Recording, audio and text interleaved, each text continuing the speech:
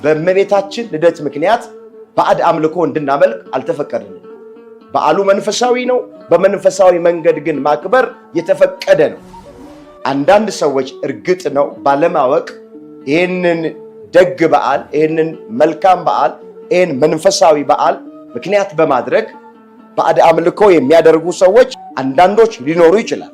ለነሱ እግረ መንገዳችንን መልእክት እናስተላልፋል።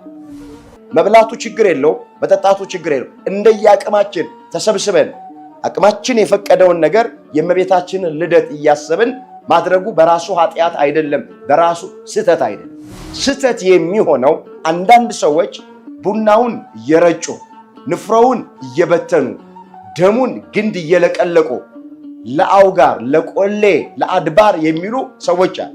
ይሄ ከቤተ ክርስቲያኒቱ አስተምህሮ ውጪ የሆነ ቤተ ክርስቲያን የማትቀበለው ቤተ ክርስቲያን የማትደግፈው ነገር። በዓሉን ከቤት ውጪ ወተን የምናከብርበት ምክንያት እመቤታችን ከቤት ውጪ ስለተወለደች ነው። አሁን አንዳንድ ሰዎች ይህን ባለማወቅ ጥያቄ የሚያነሱ ሰዎች አሉ። ውጪ ወተን ንፍሮውን ቀቅለን ቂጣውን ጋግረን አቅማችን በፈቀደ ጸበል ጻዲቅ አዘጋጅተን ስንበላ ስንጠጣ የእመቤታችንን የልደት በዓል መታሰቢያ ስናደርግ ከየት አምጥተውት ነው ባዕድ አምልኮ እያመለኩ ነው ብለው የሚናገሩ ሰዎች አሉ። ወገኖቼ በእኛ ቤት ውስጥ አንድም ባዕድ አምልኮ የለም። በእውነት በእመቤታችን መወለድ በጣም ደስ ብሎናል። እሷ ተወለደች ማለት ጌታችን ኢየሱስ ክርስቶስ ሊወለድ 15 ዓመት ቀርቶታል ማለት ነው። ስለዚህ እመቤታችን የድህነታችን መሰረቷ እሷ ናት። የድህነታችን ምክንያቷ እሷ ናት።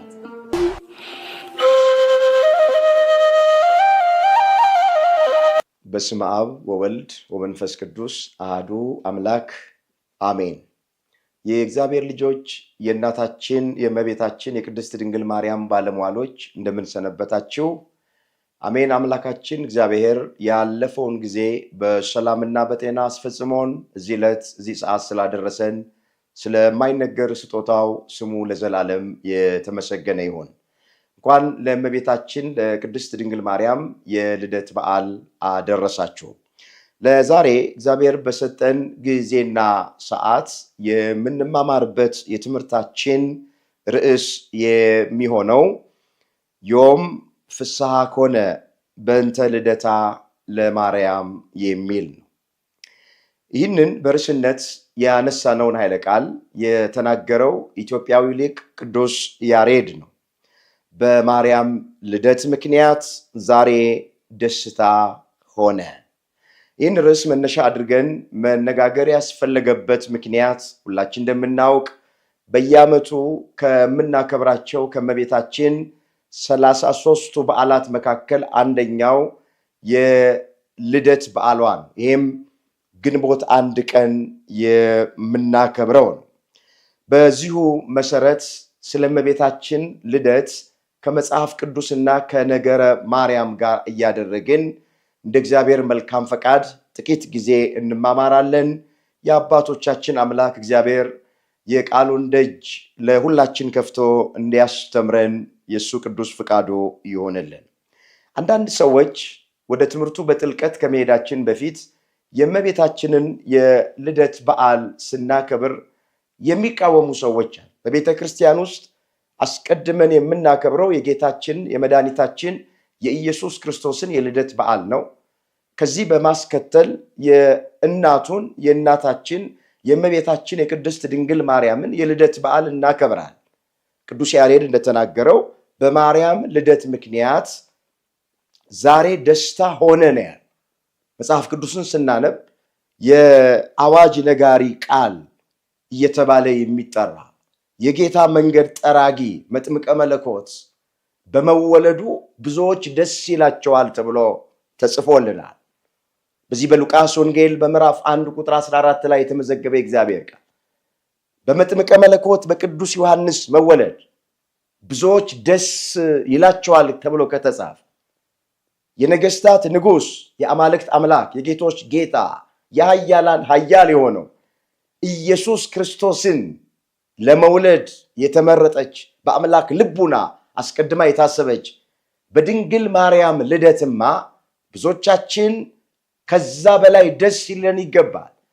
ከዮሐንስ ልደት በላይ የድንግል ማርያም ልደት ሁላችንን ሊያስደስተን ይገባል። ለዚህ ነው ቅዱስ ያሬድ ዮም ፍስሐ ከሆነ በእንተ ልደታ ለማርያም ብሎ የተናገረው።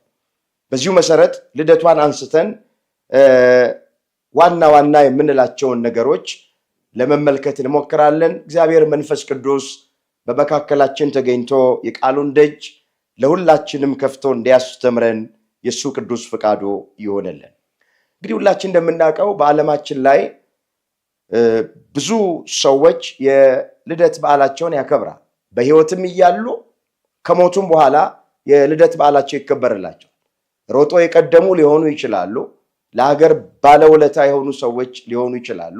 ጦረኞች ሊሆኑ ይችላሉ።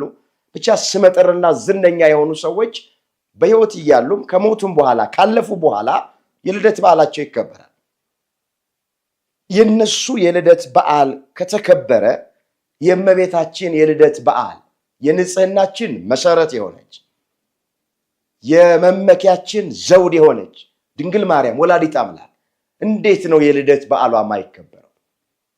መጽሐፍ ቅዱስን ስናነብ ጌታችን ኢየሱስ ክርስቶስ ወደዚህ ምድር እስከመጣበት ቀን ድረስ የቤተ መቅደስ መታደስ በዓል እየተባለ ይከበራል። ይህ ታሪክ በዮሐንስ ወንጌል በምዕራፍ 10 ቁጥር 22 ላይ የተመዘገበ ታሪክ ነው። እንግዲህ አማናይቷ የእግዚአብሔር ቤተ መቅደስ ድንግል ማርያም ወላዲት አምላክ ናት። የቤተ መቅደሱ የመታደስ በዓል ተከበረ ካለ መጽሐፍ ቅዱስ የእግዚአብሔር ማደሪያ የሆነችዋ ቤተ መቅደስ ድንግል ማርያም ወላዲት አምላክ የልደት መታሰቢያ በዓሏ ቢከበር ምኑ ነው ችግሩ? ምኑ ነው ከመጽሐፍ ቅዱስ ሐሳብ ውጪ የሚያሰኘው? የትኛው መጽሐፍ የጻድቅ መታሰቢያ ለበረከት ነው ብሎ ስለሚል የእመቤታችንን የልደት በዓል መታሰቢያ እናደርጋለን። በረከቷ ከሁላችን ጋር ይሆነልን። እንግዲህ መጽሐፍት እንደሚናገሩት የእመቤታችን ልደት እንደ እንግዳ ደራሽ፣ እንደ ውሃ ፈሳሽ፣ እንደ ወፍ ዘራሽ የሆነ ሳይሆን በብሉይ ኪዳን ነቢያት በብዙ ህብርና አምሳል ተናግረውለታል። እነ ኢሳይያስ የተናገሩት አለ፣ እነ ሶሎሞን የተናገሩት አለ፣ እነ ዳዊት የተናገሩት አለ። ሁሉን ለመተረክ ጊዜ ስለሌለን ከነዚህ መካከል ዳዊት የተናገረውን አንድ ቃል አንስተን እየዘረዘርን እናየዋል። በዚህ በዳዊት መዝሙር በመዝሙር 86 ቁጥር 1 ላይ ስትመለከቱ እንዲህ ተብሎ ተጽፏል። መሰረቶቿ በተቀደሱ ተራራዎች ናቸው፣ ከያዕቆብ ድንኳኖች ይልቅ እግዚአብሔር የጽዮንን ደጆች ይወዳቸዋል ነው የሚለው። ይሄ በግንቦት 1 ቀን በሚቀደሰው ቅዳሴ ዲያቆኑ የሚሰብከው ምስባክ ይሄ ነው። መሰረታትያ ውስተ አድባር ቅዱሳን እያለ ማለት መሰረቶቿ በተቀደሱ ተራራዎች ናቸው ነው የሚለው። መጀመሪያ ይህን ቃል ዳዊት የተናገረው ስለ ሀገሪቱ ስለ ኢየሩሳሌም የተናገረው ቃል።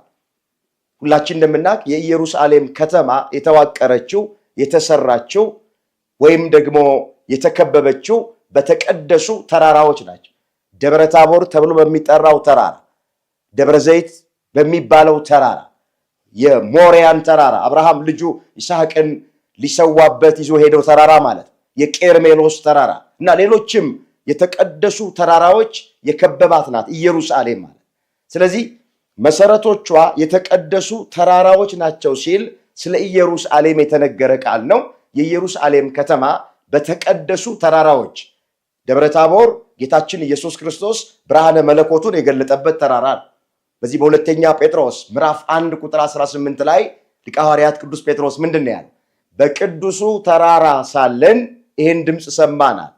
ተራራው ቅዱስ የተባለበት ምክንያት ኢየሱስ ክርስቶስ ብርሃነ መለኮቱን የገለጠበት ተራራ ነው። ስለዚህ ባጭሩ መሰረቶቿ የተቀደሱ ተራራዎች ናቸው ማለት ስለ ኢየሩሳሌም ስለ ሀገሪቱ የተነገረ ቃል። ለፍጻሜው ልበ አምላክ ዳዊት ይህን የተናገረው ስለ እመቤታችን ስለ ቅድስት ድንግል ማርያም የዘር ሐረግ ነው። መሰረቶቿ የተቀደሱ ተራራዎች ናቸው ሲል አባቶቿ፣ አያቶቿ፣ እሷ የተገኘችበት ዘር እነ አብርሃም፣ እነ ይስሐቅ፣ እነ ያዕቆብ፣ እነ ዳዊት ቅድመ አያቶቿ እነ ጴጥሪቃና እነ ቴክታን ሁሉ የሚያመለክት ቃል ነው። መሰረቶቿ የተቀደሱ ተራራዎች ናቸው። የእመቤታችን ቅድመ አያቶች የተቀደሱ ናቸው፣ ቅዱሳን ናቸው፣ በእግዚአብሔር ፊት ሞገስ ያላቸው፣ በእግዚአብሔር ፊት ተቀባይነት ያላቸው ናቸው ብሎ ሲናገር ነው ይህንን ቃል ዳዊት ያነሳው። እስኪ የእመቤታችን ልደት ምን እንደሚመስል በነገረ ማርያም ላይ የተጻፈውን ነገር በጥቂቱ ለአብነት እስኪ እንመልከት። እንግዲህ ብዙ ጊዜ እንደሚተረክልን የእመቤታችን ቅድመ አያቶች ጰጥሪቃና ቴክታ ተብለው ይጠራል። እነዚህ ሁለት ባልና ሚስት እጅግ ባለጸጋ እንደነበሩ በእግዚአብሔር ፊት ያለ ነቀፋ ይኖሩ የነበሩ ልክ እንደ ኤልሳቤጥና እንደ ዘካርያስ በእግዚአብሔር ፊት ጻድቃን እንደነበሩ ነገረ ማርያምን ስናነብ የተመዘገበልን ታሪክ። ምንም ባለጠጎች ቢሆን፣ ምንም ጻድቃን ቢሆን፣ ምንም በቅድስና ያለ ነቀፋ የሚመላለሱ ቢሆኑም ነገር ግን ሀብታቸውን ንብረታቸውን የሚወርስ ልጅ አልነበራቸውም፣ ልጅ አልተሰጣቸውም ነበረ ነው የሚለው። ወገኖቼ በእግዚአብሔር ፊት ጻድቅ ብንሆንም በእግዚአብሔር ፊት ቅዱስ ብንሆንም እንደ ቃሉ እንደ ሕጉ እንደ ትእዛዙ ብንመላለስም አንዳንድ ጊዜ እኛ የፈለግነው ነገር ላይደረግልን ይችላል። አሁን ብዙ ሰዎች እግረ መንገዳችንን ልጅ መውለድና አለመውለድ ከኃጢአትና ከጽድቅ ጋር የሚያገናኙ ሰዎች አሉ። በፍጹም መውለድና አለመውለድ ከኃጢአትና ከጽድቅ ጋር አይገናኝም።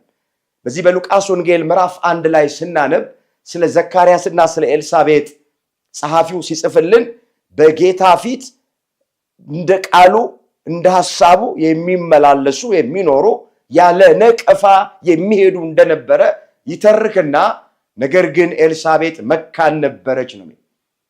ጻድቃን ነበሩ፣ ያለ ነቀፋ ይመላለሱ ነበረ፣ ሕጉን ትእዛዙን ይጠብቁ ነበር ካለ በኋላ ኤልሳቤጥ ግን መካን ነበረች። ስለዚህ አለመውለድ ከኃጢአት ጋር የሚያገናኘው ምንም ነገር የለም። እግዚአብሔር ከፈለገ ልጅ ይሰጠናል፣ እግዚአብሔር ካልፈለገ ልጅ አይሰጠንም። አለመስጠቱም መስጠቱም ስጦታ። መጽሐፍ ቅዱስን ስናነብ አግብተው የወለዱ ሰዎች አሉ፣ አግብተው ደግሞ ያልወለዱ ሰዎች አሉ። ስለዚህ ባካችሁ ይሄ ድምፅ የሚሰማችሁ ሁላችሁ አለመውለድን እንደመረገም አለመውለድን እንደ ኃጢአት ያሰብንበት ያለፈው ዘመን ይብቃ። እንመለስ ወደ ቀደመ ነገራችን። የእመቤታችን ቅድመ አያቶች ጰጥሪቃና ቴክታ ብዙ ሀብት ብዙ ንብረት ቢኖራቸውም ልጅ አልነበራቸው። ሁልጊዜ ወደ እግዚአብሔር ፊት ቆመው ልጅ እንዲሰጣቸው ይማጸኑት ይለምኑት ነበር ይላል። ከዕለታት አንድ ቀን አንድ ራእይን ተመለከቱ ይላል። ያዩት ራእይ ምንድን ነው?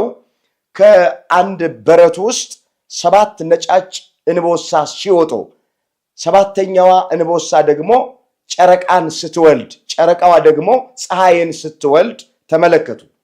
ይህንን ራእይ በሀገራቸው ወዳለ ህልምን የሚፈታ ራእይን ወደሚፈታ ሰው ሄደው ነገሩት። እንዲህ አድርጎ ፈታላቸው ይላል። 7 ነጭ እንቦሳ ከበረት ውስጥ ሲወጣ ማየታችሁ 7 ደጋግ ሴት ልጆችን ትወልዳላችሁ። 7ተኛዋ ጨረቃን መውለዷ ደግሞ ከሰው ወገን የከበረች የተወደደችን ልጅ ትወልዳላችሁ። የፀሐዩ ነገር አልተገለጠልኝም፣ ጊዜ ይፍታው አላቸው ነው የሚለው። ህልም ፈቺው በነገራቸው መሰረት ቴክታ ጸነሰች፣ እግዚአብሔር አሰባት ይላል። የተዘጋ ማህፀኗን ከፈተላት፣ የደረቀ ማህፀኗን አለመለመላት። ሴት ልጅ ወለደች፣ ስሟንም ሄሜን ብላ ጠራችው ይላል። ሄሜን ደርዲንን ወለደች፣ ደርዲን ቶናን ወለደች፣ ቶና ሲካርን ወለደች፣ ሲካር ሴትናን ወለደች፣ ሴትና ሄርሜላን ወለደች፣ ሄርሜላ የእመቤታችንን እናት ቅድስት ሐናን ወለደች ይላል። ቅድስት ሐና ለአቅመ ሔዋን ስትደርስ ከዳዊት ወገን የሆነ ኢያቄም ለሚባል ሰው ታጨችና በጋብቻ ከኢያቄም ጋር መኖር ጀመረች ነው የሚለው።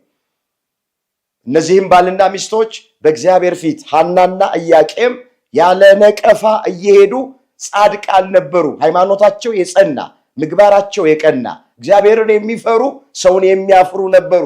ግን መካንነት ከቅድመ አያታቸው ወርዶ ሐና መካን ነበረች። ማህፀኗ ተዘግቶ ነበረ። ልጅ መውለድ አትችልም ነበር ይላል። አንድ ቀን ወደ ቤተ መቅደስ ሲሄዱ ርግብ ከልጆቿ ጋር ስትጫወት አዩ። እንዲህም ብለው አሉ፣ እቺ ፈርሳ በስብሳ የምትቀር ግዕዛን የሌላት ርግብ ልጅ አላት፣ ለእኔ ግን ልጅ ነሳኸኝ ብላ አለች ሐና። ልጅ ብሰጠኝ ሴትም ይሁን ወንድ እኔን እንዲያገለግል አልፈልግም፣ ለቤተ መቅደስ አገልጋይ እንዲሆን እሰጠዋለሁ ብላ ስለተሳለች እግዚአብሔር የለመኑትን አይነሳ፣ የነገሩትን አይነሳ። ጸሎታቸውን ሰማ፣ ልመናቸውን አደመጠ። ልክ ነሐሴ 7 ቀን እመቤታችን ቅድስት ድንግል ማርያም ተጸነሰች ይላል። እግዚአብሔር የተመሰገነ ይሁን። ወገኖቼ መጽሐፉ ምንድን ነው የሚለው? በእኛ እንደሚሰራው ኃይል መጠን ከምንለምነው ወይም ከምናስበው ሁሉ ይልቅ እጅግ አብልጦ ሊያደርግ ለሚቻለው ለእርሱ በቤተ ክርስቲያን ሁሉ በክርስቶስ ኢየሱስ ክብርና ምስጋና ይግባው፣ አሜን ነው የሚለው። እዚህ ኤፌሶን ምዕራፍ 3 ቁጥር 20 ላይ የተመዘገበ እግዚአብሔር የለመነውን ብቻ አይደለም የሚሰጠን፣ ከለመነው በላይ ነው የሚሰጠን። እግዚአብሔር ያሰብነውን ብቻ አይደለም የሚሰጠን፣ ካሰብነው በላይ ይሰጠናል። ሐናና ኢያቄም ልጅ እንዲሰጣቸው ለመኑት።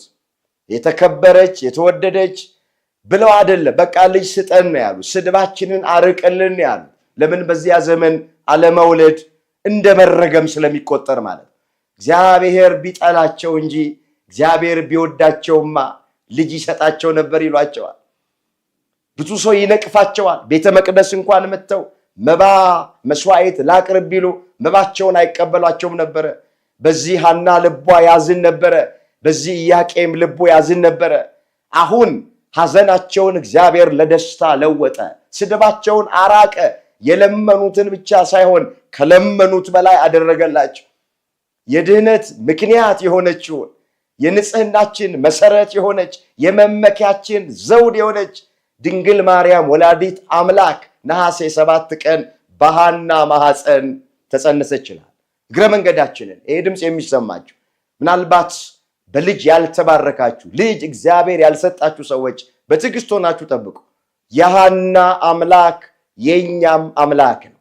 ሐናን ያሰበ ሐናን በድንግል ማርያም የባረከ እናንተንም ይባርካችኋል። መጽሐፍ ቅዱስን ስናነብ በርካታ መካኖች አሉ። 7 መካኖች አሉ።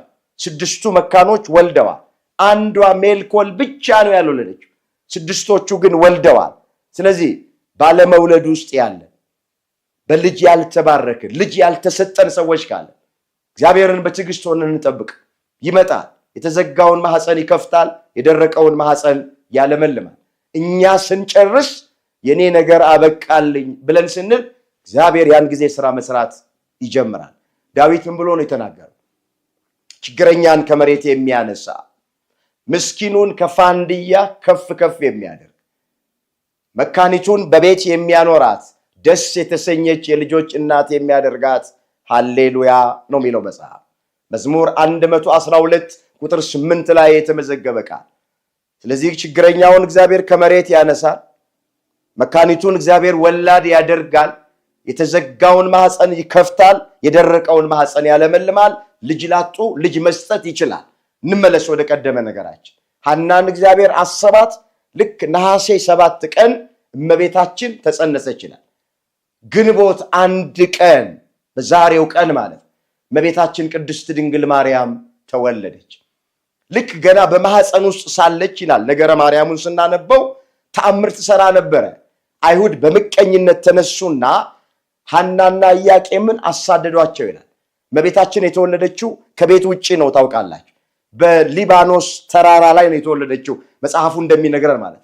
ውጪ የተወለደችበት ምክንያት በአይሁድ ምክንያት ተአምር ስትሰራ ገና በእናቷ በሐና ማህፀን ሳለች በምቀኝነት ተነስተው አሳደዷት። በሚወጡበት ጊዜ ከቤት የተቦካ የተጋገረ ነገር ይዘው አልወጡም። ጥሬ ነው ይዘው የወጡት። ይዘው የወጡትን ያን ጥሬ እየቀቀሉ ንፍሮ አድርገው ይበሉ ነበረ። ዱቄት ይዘው ወጥቶ ነበረ። ያን ዱቄት ቂጣ እያደረጉ እየጋገሩ ይበሉ ነበረ። እመቤታችን የተወለደችው ከቤት ውጪ ነው። ልጇ ኢየሱስ ክርስቶስም የተወለደው ታውቃላችሁ በከብቶች ግርግም ውስጥ ነው። በተናቀ ስፍራ፣ ለዓይን በሚከፋ ለአፍንጫ በሚከረፋ ስፍራ በከብቶች ግርግም ውስጥ ነው ጌታችን ኢየሱስ ክርስቶስም የተወለደው። ስለዚህ እመቤታችን ልክ ግንቦት 1 ቀን በሊባኖስ ተራራ ላይ ተወልዳለች። ስሟንም ማርያም ብለው አወጡላት ይላል። የእግዚአብሔር ስጦታ ናት ብለው ሲሉ መንግስተ ሰማያት መርታ የምታስገባ ናት ብለው ሲሉ ሐናና ኢያቄም ስሟን ማርያም ብለው ጠሯት ነው። ወገኖቼ እኛ ከመወለዳችን በፊት ብዙ ዝግጅት ተደርጎልን ነው የምንወለደው። አልጋ ተገዝቶልን፣ አንዳንዶቻችን የምንለብሰው ልብስ ተዘጋጅቶልን፣ ጡጦ ተዘጋጅቶልን፣ የምንቀይራቸው ብዙ አልባሳቶች ተዘጋጅተውልን እንዳቅማችን ማለት ነው። የምንጠቀለልበት ወርቀ ዘቦ ተዘጋጅቶልን ነው በክብር ነው የምንወለደው ብዙዎቻችን። የጌታ እናት ድንግል ማርያም ወላዲት አምላክ ግን ማንም ሰው የሚጠይቃትን በሌለበት ስፍራ ላይ ከቤት ውጪ በሊባኖስ ተራራ በማይመቸው ስፍራ ላይ እመቤታችን ግንቦት 1 ቀን ተወልዳለች። በረከቷ ከሁላችን ጋር ይሆንልን። እንግዲህ እኛ በዓሉን ከቤት ውጪ ወተን የምናከብርበት ምክንያት እመቤታችን ከቤት ውጪ ስለተወለደች ነው። አሁን አንዳንድ ሰዎች ይህን ባለማወቅ ጥያቄ የሚያነሱ ሰዎች አሉ። ውጪ ወተን ንፍሮውን ቀቅለን ቂጣውን ጋግረን አቅማችን በፈቀደ ጸበል ጻዲቅ አዘጋጅተን ስንበላ ስንጠጣ የእመቤታችን የልደት በዓል መታሰቢያ ስናደርግ ከየት አምጥተውት ነው ባዕድ አምልኮ እያመለኩ ነው ብለው የሚናገሩ ሰዎች አሉ። መጻሕፍትንና የእግዚአብሔርን ኃይል አታውቁምና ትስታላችሁ ነው። ወገኖቼ በእኛ ቤት ውስጥ አንድም ባዕድ አምልኮ የለም። ሁሉም ምክንያት አለ። ሁሉም መሰረት አለ። እንደ እንግዳ ደራሽ፣ እንደ ውሃ ፈሳሽ፣ እንደ ወፍ ዘራሽ የሆነ ነገር በቤተ ክርስቲያናችን ውስጥ የለም። ስለዚህ በግንቦት 1 ቀን የእመቤታችንን የልደት በዓል ከቤታችን ውጪ ወጥተን የምናከብርበት ምክንያቱ እመቤታችን ቅድስት ድንግል ማርያም ከቤት ውጪ ስለተወለደች ነው። አንዳንድ ሰዎች እርግጥ ነው ባለማወቅ ይህንን ደግ በዓል፣ ይህንን መልካም በዓል፣ ይህን መንፈሳዊ በዓል ምክንያት በማድረግ ባዕድ አምልኮ የሚያደርጉ ሰዎች አንዳንዶች ሊኖሩ ይችላል። ለነሱ እግረ መንገዳችንን መልእክት እናስተላልፋል። በዓሉ መንፈሳዊ ነው። በመንፈሳዊ መንገድ ብቻ ልናከብረው ይገባል። መብላቱ ችግር የለውም፣ መጠጣቱ ችግር የለውም። እንደየአቅማችን ተሰብስበን አቅማችን የፈቀደውን ነገር የእመቤታችንን ልደት እያሰብን ማድረጉ በራሱ ኃጢአት አይደለም፣ በራሱ ስህተት አይደለም። ስህተት የሚሆነው አንዳንድ ሰዎች ቡናውን እየረጩ ንፍሮውን እየበተኑ ደሙን ግንድ እየለቀለቁ ለአውጋር፣ ለቆሌ፣ ለአድባር የሚሉ ሰዎች አሉ። ይሄ ከቤተ ክርስቲያኒቱ አስተምህሮ ውጪ የሆነ ቤተ ክርስቲያን የማትቀበለው ቤተ ክርስቲያን የማትደግፈው ነገር። በእመቤታችን ልደት ምክንያት ባዕድ አምልኮ እንድናመልክ አልተፈቀደልን። በዓሉ መንፈሳዊ ነው። በመንፈሳዊ መንገድ ግን ማክበር የተፈቀደ ነው። አሁን አንዳንድ ሰዎች በሰፈር ውስጥ ገንዘብ ይሰበስባሉ ለግንቦት ልደታ ብለው ማለት። ከዛ ገንዘብ ተሰብስበው በግ ይገዛል፣ ሌላም ነገር ይዘጋጅና ራሳቸው ብቻቸውን ተሰብስበው ይበሉ ሰዎች አሉ።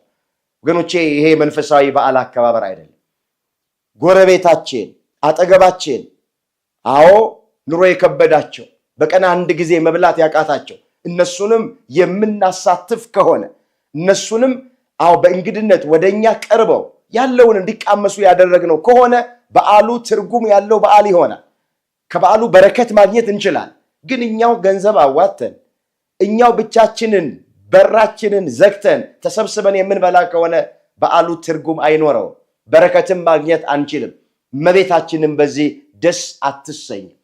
በእውነት ከበዓሉ በረከት ማግኘት የምንችለውና በዓሉ ትርጉም ያለው በዓል መሆን የሚችለው ለድሆች ቸርነት ስናደርግ፣ የተራበውን ስናበላው፣ የተጠማውን ስናጠጣው፣ አብረን በደስታ ተካፍለን የምንበላ ከሆነ በዚህ በዓል በረከትና ዋጋ ማግኘት እንችላለን። ዮም ፍስሐ ኮነ በእንተ ልደታ ለማርያም። በማርያም ልደት ምክንያት ዛሬ ደስታ ሆነ፣ ቅዱስ ያሬድ የተናገረው ቃል። ስለዚህ የደስታ በዓል ነው። በእውነት በእመቤታችን መወለድ በጣም ደስ ብሎናል። እሷ ተወለደች ማለት ጌታችን ኢየሱስ ክርስቶስ ሊወለድ 15 ዓመት ቀርቶታል ማለት ነው። ስለዚህ እመቤታችን የድህነታችን መሰረቷ እሷ ናት። የድህነታችን ምክንያቷ እሷ ናት። ለዚህ በዓል ያደረሰን አምላክ ስሙ የተመሰገነ ይሁን። ድንግል ማርያም ጣዕሟን ባንደበታችን ፍቅሯን በልባችን ትሳልብን። የሁላችንን መጨረሻ እግዚአብሔር ያሳምር።